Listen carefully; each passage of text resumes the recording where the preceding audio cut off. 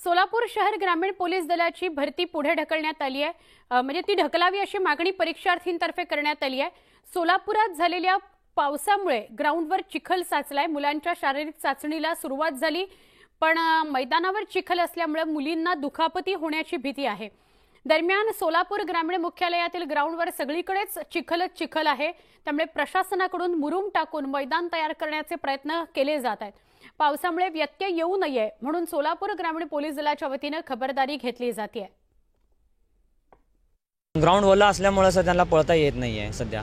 म्हणजे सरकारला सांगायचं एवढं एकच विनंती सर की आमच्या सगळ्या गोष्टी आमच्या मागण्या मान्य करावं। ही भरती प्रक्रिया 2 महिन्यानंतर न घ्यावं। आणि सध्या काल पाऊस पडल्यामुळे काही विद्यार्थी आहेत धुळेवरनं, जळगाववरनं किंवा नाशिकवरनं या जिल्ह्यातून आलेले आहेत सोलापूरमध्ये। तर त्याने पाऊस पडल्यामुळे डेट वाढून देत आहेत, पण डेट वाढून दिल्यानंतर जे पोरगा आले धुळ्यावरनं त्यांच्यासाठी राहण्याची सोय नाही आहे, खाण्याची सोय नाही आहे। ते रस्त्यावर किती दिवस म्हणून राहणार ते? त्या सरकारला एवढंच विनंती पावसाळ्यात झाल्यानंतर भरती प्रक्रिया घ्यावं। काल रात्री आणि काल संध्याकाळी थोडा पाऊस पडल्यामुळे ग्राउंडवरती जे रनिंग ट्रॅक आहे त्या ठिकाणी काही ठिकाणी थोडे पॅचेस तयार झालेले आहे चिखलाचे, ते आपण कव्हर करतोय मुरुम आणि इतर साहित्य टाकून, जेणेकरून उमेदवारांना या ट्रॅकवरती पळताना कुठलीही अडचण होऊ नये।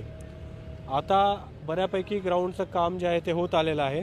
आणखी 1-1.5 तासामध्ये अशाच प्रकारे जर वातावरण राहिलं आणि थोडं ऊन आलं तर आपण ग्राउंड टेस्ट कंडक्ट करू शकू।